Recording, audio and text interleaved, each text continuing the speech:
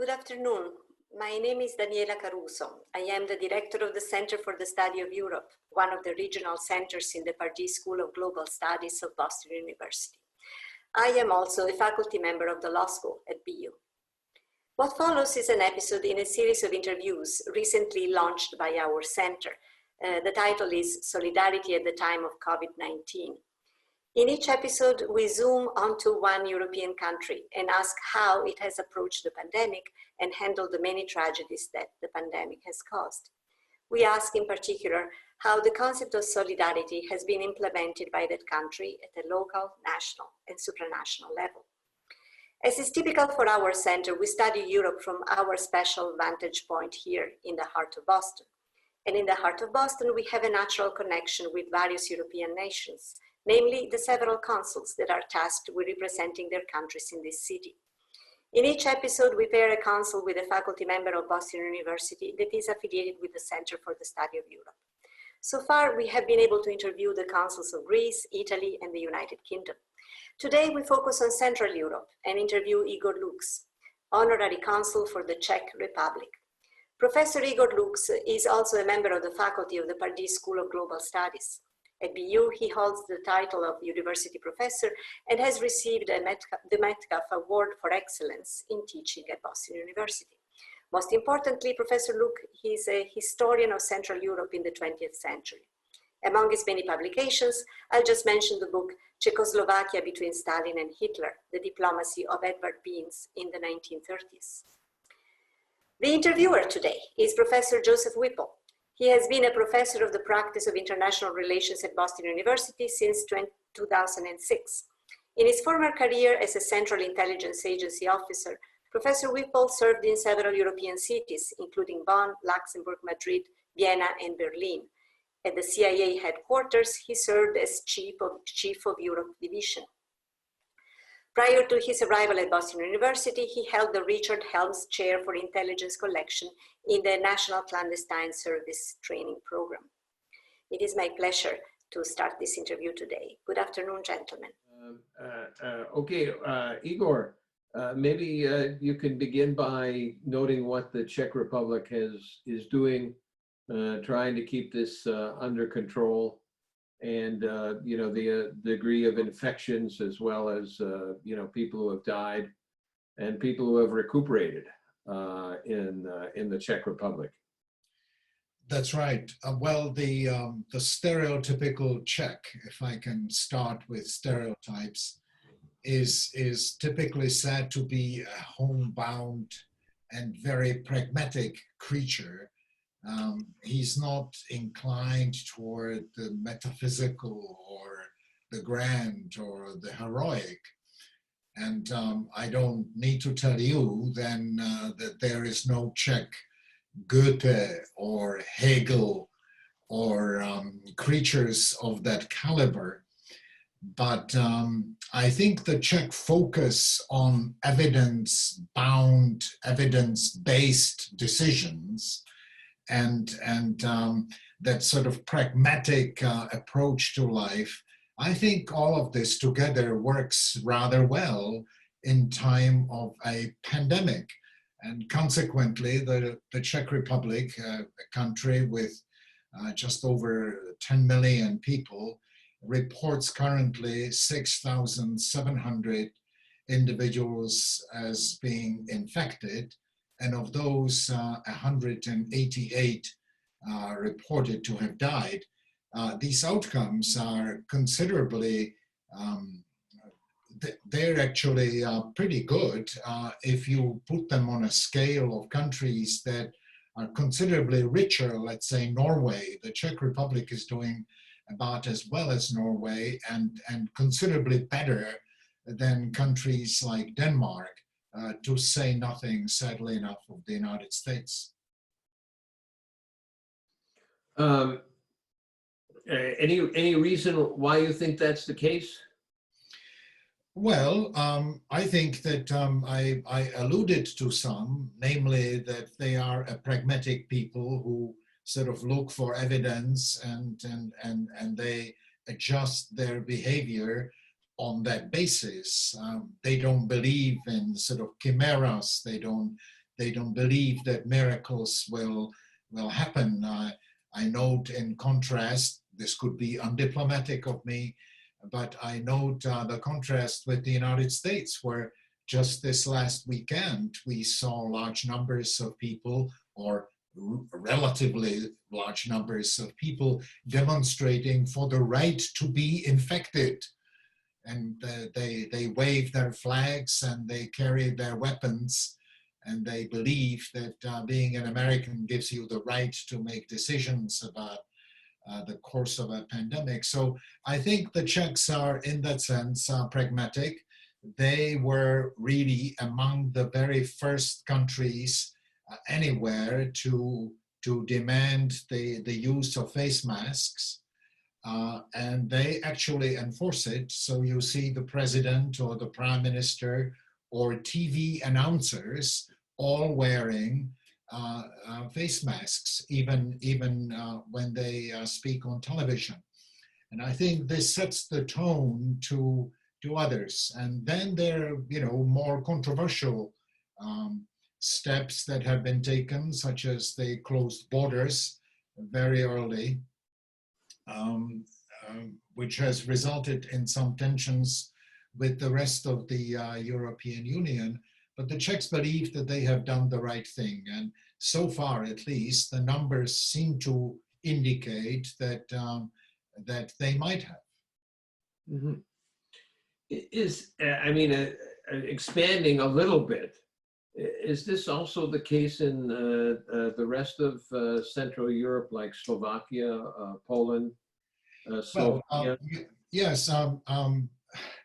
It has been said, in fact, I've just finished writing a longer essay on how crises tend to tear masks off not only individuals, but also nations and certainly politicians. So yes, one could expand quite a bit to indicate how the present day crisis has ripped off masks of people throughout Central Europe. So for instance, in Hungary, we find that Mr. Orbán has really used the threat from significant public health catastrophe to strengthen his political standing. The same has happened in Poland, and specifically in the Czech Republic. And now I speak as a Boston University professor and not honorary consul. I was shocked to find that a number of, especially former politicians, immediately seized on this occasion to launch into vicious criticism of the European Union, indicating that the European Union's alleged inactivity essentially demonstrates that the European Union is dead and that the future belongs to nation states. It is a point on which I strictly and forcefully disagree. Yeah, I mean, in Hungary, it's almost what Orbán introduced was kind of an enabling act. Precisely. That gives him ultimate authority to do anything that he wants. Yes. Behind the back of the parliament, and when even this parliament might have some issues, he issues his orders on Saturday night at 4:30 in the morning, when everybody is asleep or still partying. Yeah, I mean, it's and that's actually a good question though about the European Union. I mean, the European Union is trying to help the economies of all the member countries and so on. And there was this great debate whether they should have Corona bonds or not, or just use the stability fund to assist these various countries. But I mean, a little bit of human nature it is when you're under this situation is you take care of your own first. But it does then go against the solidarity of the European Union. Well, I agree that there is a natural tendency to take care of your own first. But I thought that, for instance, Chancellor Merkel demonstrated that one can do much more than that. So first of all, she came before her people and said, look, this situation is really, really serious. It could well be that up to 60 or even 70% will be infected. But then she went on to extend a hand to her neighbors, to Poland, the Czech Republic, and of course, France and other countries in the region. And I thought this is exactly the way a politician should conduct themselves. The Chancellor, as any other leader in Europe or in the United States for that matter, they take an oath on the Constitution, on that specifically country's Constitution, right? But at the same time, there is a sense that a degree of camaraderie and cooperation is actually good for you. So even if you want to be selfish, you should cooperate with others. Yeah, I mean, I think the thing that interests me in the German example is that they're organized. I mean, and as compared to us, which is, I mean, I've always said Boston is a disorganized mess. Well, compared to Munich, yes. Yeah, I mean, it is it is a really interesting to me that you know, for instance, you know, the 16 governors in Germany are a mixture of social democrats, Christian Democrats, a couple of Linke, and a Green. But they're all, you know, working together on this. Even the opposition, even from the AfD, there's not much opposition. Exactly. And that brings me to my next question. This seems to have hurt populism, at least in Germany. One of my students who's in Denmark feels that the same thing has happened in Denmark. Do you think that this is going to hurt populism or help it in Europe? I wish I could agree with you. It would be lovely, and then this would be the one good thing that this otherwise ugly, really catastrophic development is bringing to us. But I fear that it actually is going to empower the populists. Of course, now the AfD and the Linke and some of the Czech neo-fascists, just to name some, they are sort of subdued because they know that it would be a catastrophic mistake for them to make some big proclamations at the time when people are dying. But I bet that soon enough they will come out and start again waving their flags and do everything they can to work against the spirit of solidarity across Europe and to enforce the nation state. And the way they do these things, of course, they advance the agenda of one Vladimir Putin, who is sort of lurking behind the horizon and waits for the European Union to disintegrate, because a functioning, prosperous, and free European Union lifts up a mirror in which one can see the failure of Putin's Russia. Yeah, but he's got problems too right now, doesn't he? Well, he had been hiding those problems, following tradition, may I add. He has been hiding. He was hiding those problems under the carpet. But as Gorbachev learned at the time of Chernobyl, one can do it only up to a point. So yes, the crisis has now arrived with some delay, but it was inevitable, and Russia is very poorly prepared because its medical infrastructure in very large parts of the country is essentially non-existent. You have chunks of the Russian Federation that are as big as California, and they're serviced by something like 5 obsolete 19th century style medical facilities. Yeah, I mean, it's that's one of the things we constantly forget when we talk about Russia is that Yes, I mean, it's they're not really just the missiles and torpedoes and occupations of foreign countries. It's also incompetence at home. Yes. Yeah. One of the things, and I don't know if you're getting this also in the Czech Republic and other parts of Central Europe, but I notice when I watch the German news, they always have three statistics: the number of infected, which is actually pretty high. I mean, it's right up there with Great Britain and France and Italy and Spain and the United States.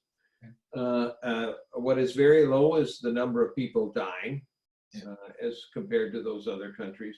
And they always have another statistic: how many people recuperated. Yes. Is that what?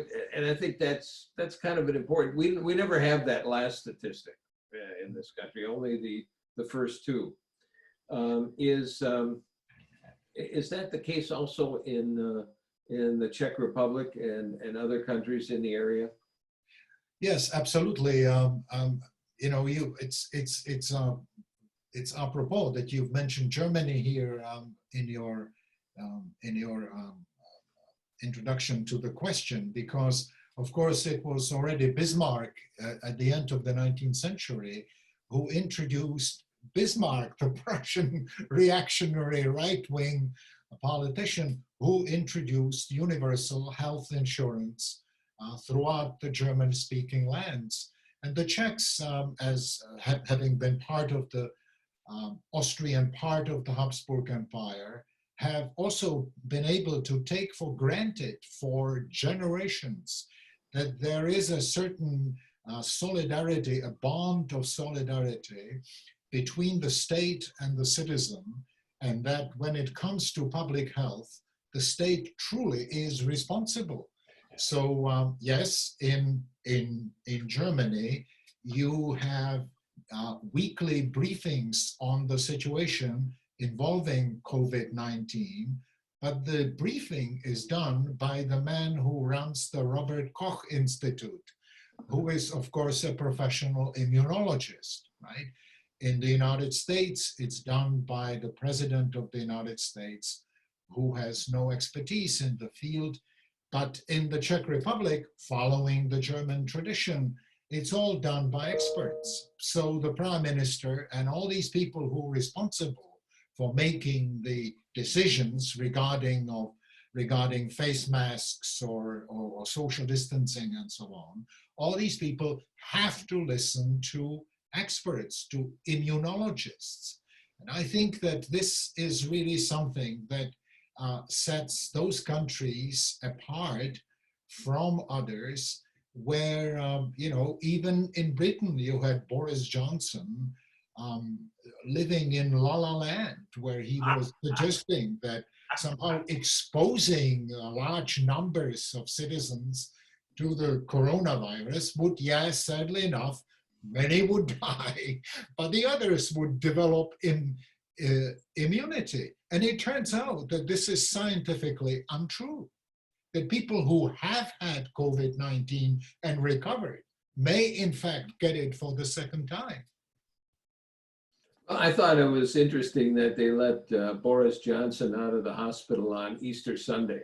I think it was on purpose, but I'm not absolutely sure. Actually, it's interesting you bring up, the German healthcare system, which was established by Bismarck. And actually, if you read his, basically message to the Reichstag, on why he's doing this, it's brilliant. I mean, just really brilliant.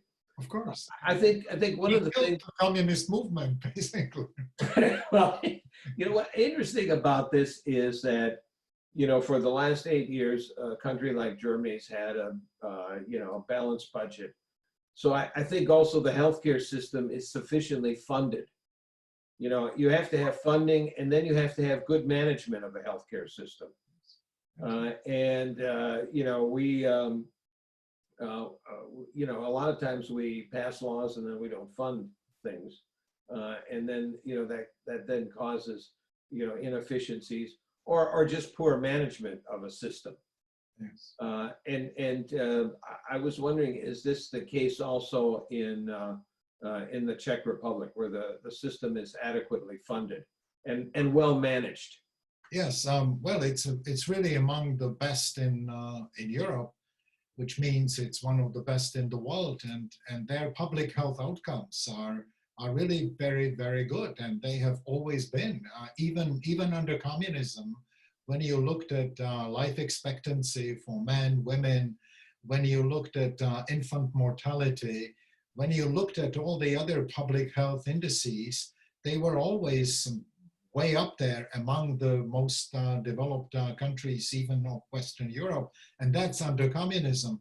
And it has, of course, improved with infusion of technology that they probably didn't have under the during the 40 years of Soviet imposed communism. So yes, it is a system that has a long tradition. It goes back to the 19th century. It has a system that is highly organized. So in every little village, every senior citizen knows what to do in case of medical emergency. And finally, there is a sense of, as I mentioned, a sense of solidarity between the state and the citizen. There is an expectation that the state is in fact responsible, and that if you're a citizen and if you pay a small, very small fee for medical insurance, then the state will do anything it takes, not only for you, but even in its own interest, because obviously ignoring infected people means that ultimately more people will be infected. You know, one thing I find interesting, again, in watching the news on this, is there's never, so far, I have never seen a program, you know, in the news program in Germany that kind of says, boy, we're doing much better than anybody else. There's no kind of, there's none of this, you know, what I hear the president always say, we've got the greatest healthcare system in the world. We've got the greatest labs. Of course, all the testing is coming from China, and they don't know if any of it works or not. But at any rate, it's really, so you don't get any of that. I don't know why we're laughing. We should be weeping. But right, it is true, but you can't do anything but laugh about some of this stuff. And when I hear it, you know, you just kind of, you roll your eyes and you say, well, you know, that's I think part of almost being an American, you know, that, you know, we're the best at this, the best at that, and so on and so forth. But the Germans would be ashamed to speak that way, because it's simply not elegant to boast, right? Even when you're a little kid, they always tell you not to boast. I imagine people like our president here, they probably grew up in a completely different environment where if you didn't boast, then you got punished. Yes. It certainly now, you know, one of the questions that's out there that they're trying to, I think everybody in a way is trying to solve is, are we going to go toward a, you know, herd situation where, you know, like Chancellor Merkel says, 60 to 70% of us are going to be infected, or are we going to keep ourselves separated until we find a vaccine? You know, and so now the testing that's going on in the world, in Europe, I presume the Czech Republic is trying to establish just how many people have this virus, and it was like having a bad cold, or something like that. And I wonder how much exchange or interchange there is between the various countries in Europe on exactly this issue and this problem. And one, you know, we have to come to a resolution one way or the other, or both, I don't know. Yes. Well, it seems to me that sadly, there is much less solidarity among the European states than there should be. I already mentioned that the Czechs and the Poles were among the first to close their borders, and the German state of Saxony immediately protested it because there are, of course, large numbers of people who cross the border on a daily basis in order to either purchase things on the other side, or in many cases, people actually work on one side of the border and live permanently on the other side. So there was immediately a tension where the Saxons, who of course are the same as Angela Merkel's political party, they were critical that the Czechs and the Poles did not consult. And I'm critical of that too. Remember, I'm an honorary consul only, so I can be critical.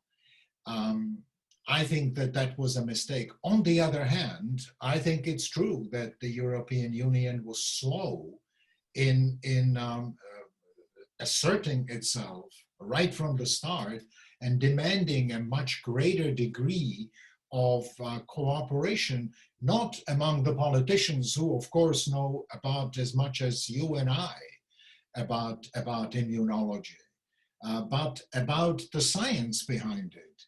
And so people from the Robert Koch Institute in Germany could easily consult on a regular basis with people from the Czech Academy of Sciences or the French and the Danish and so on. And I think that there would have been a possibility to create a pool of knowledge that perhaps the World Health Organization was trying to do before it ran into political problems with the United States. And all these things simply need to be done if we want to survive into the 21st century, because we shouldn't forget, and you hinted at it, that there is not just one crisis, that is coronavirus, COVID-19. There is also the economic crisis that the former has triggered.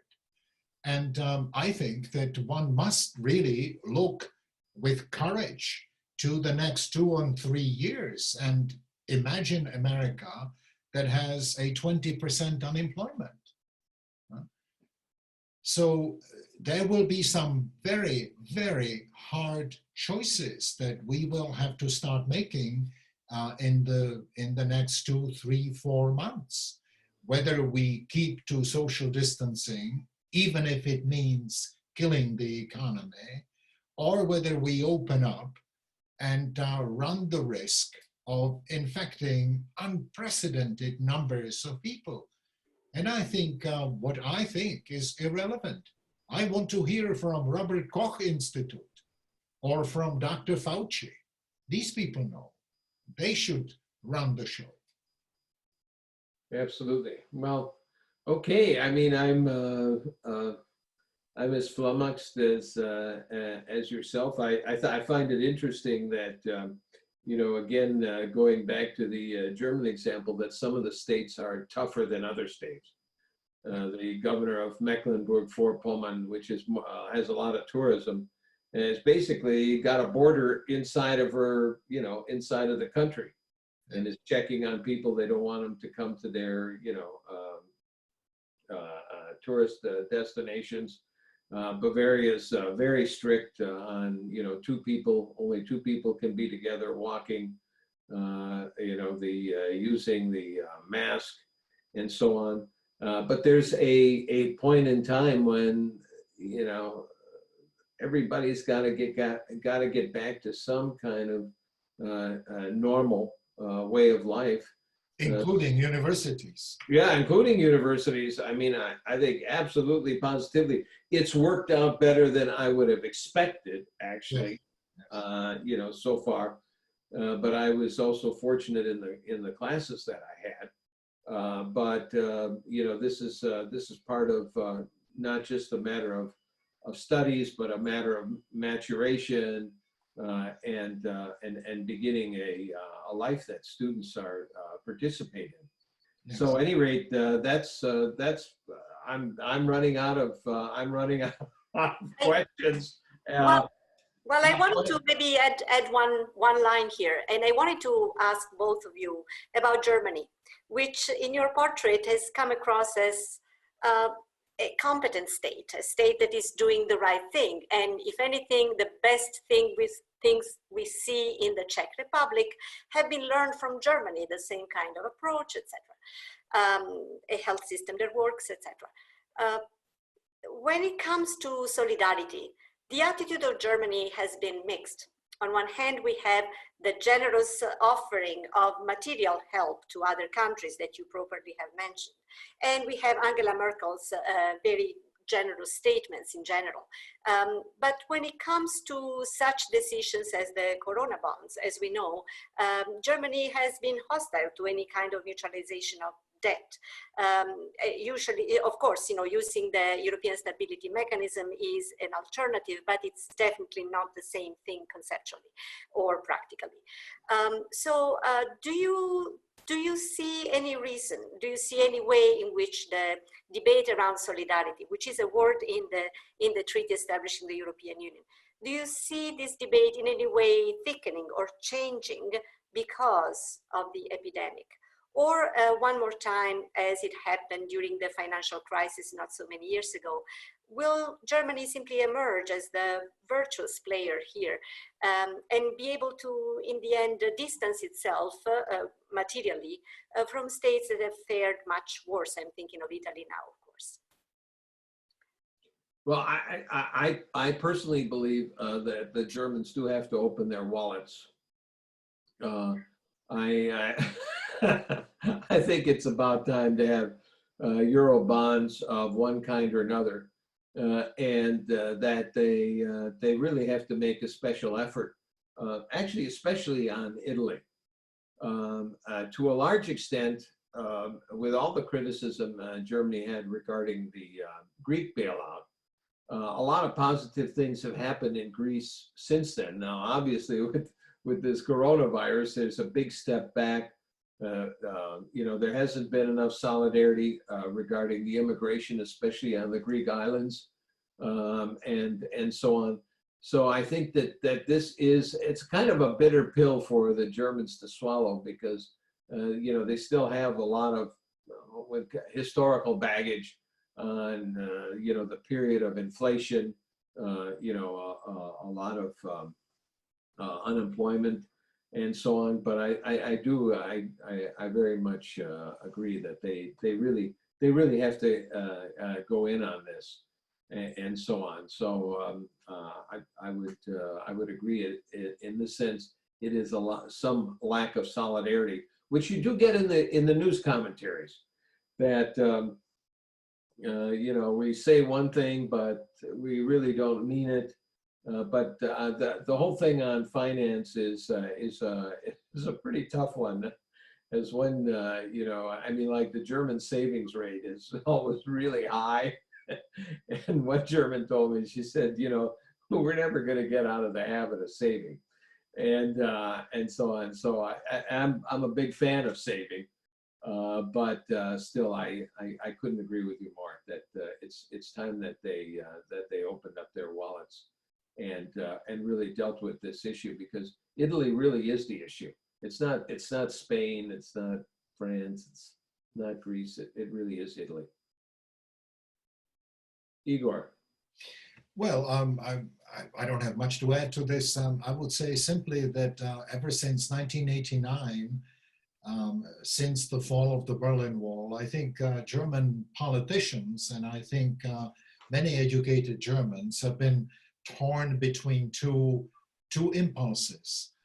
One impulse was to integrate as much as possible in order to alleviate, mitigate the fears of Germany's neighbors, especially the French, regarding a united Germany. So the price to be paid for that, the price that Germany offered for unification, was the euro, right? So here we have euro, we give up the Deutschmark, therefore there will be no more wars. But of course, in accepting the euro, that meant that the German mentality was now pegged against the mentality of the Greeks and the Italians and all the other members of the Eurozone. And these mentalities are different. They're, as Professor Whipple said, people have different impulses. Some people get a paycheck and they go and spend it. Other people go and deposit it in the bank. Stefan Zweig wrote a beautiful book about this, The World of Yesterday, where he described the Vienna of his parents' generation, that's before Hitler came, where saving and buying insurance was the only extreme they ever permitted themselves. And so I think that in the German political field, there is a tension between these two impulses. One is to integrate, the other one is to be prudent German manager of resources. And at some point, there has to be a compromise between the two. And I thought that the biggest compromise Germany could ever have offered was the euro. Right? And now, as Professor Whipple says, I think there has to be some rethinking of what to do with the euro, the European Union's economy once we emerge, once we stop trying to breathe underwater, so to say, and emerge from this hell, and can go back to factories and schools and being productive again. Thank you both. I would like to add that, of course, the question of setting up the internal market and the European Monetary Union has mechanisms in itself that in a way fuel resources to Germany itself, given its structure of production and its need for an extended market of consumers who are capable of paying and unable to devaluate their currencies. So there's a lot of structural background to Germany's current success and ability to be generous on occasion. So it's not just the Corona bonds, it's the entire market structure that needs to be analyzed. We are having a series of talks in the fall about structures of inequality in Europe, in which this particular issue is going to be dissected. But this has been extremely interesting. We hadn't had so far this look at that part of Europe, so this is precious, and with experts like you, I'm particularly honored to have run this. Thank you so much. Have a good day and see you soon.